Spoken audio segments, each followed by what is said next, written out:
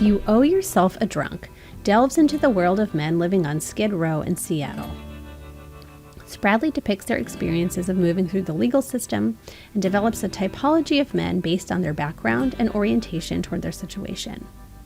This ethnography is notable for who was being studied and how they were being studied. In the first half of the 20th century, anthropologists tended to study cultures other than their own, often in far-flung locations. The point was to explore the wide diversity of human culture by comparing different cultures as whole, coherent units in order to develop and test theories about human nature, behavior, and society. Anthropologists were interested in teasing out what was universal and biologically based in human development and culture, and what was specific to localized contexts and cultural environments.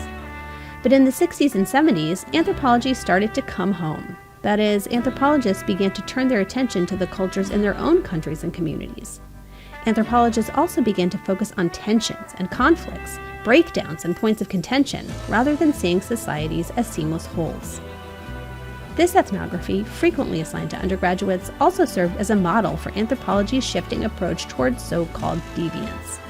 Rather than being written with an eye towards theory, this was ethnography with an eye towards application in policy and treatment. But even in this, it was innovative.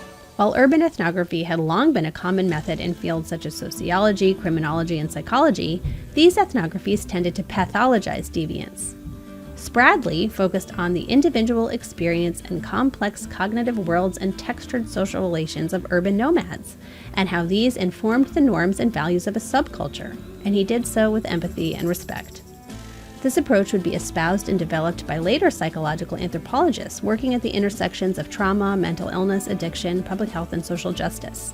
The work remains highly relevant given the high rates of substance abuse in unhoused populations today and debates over how best to approach the issue. If you'd like to learn more about anthropology's approach to drugs and alcohol, check out our Anthrodorphins series on substance use and abuse. If you'd like to learn more about anthropology's approach to deviance, we have a video series on that topic too.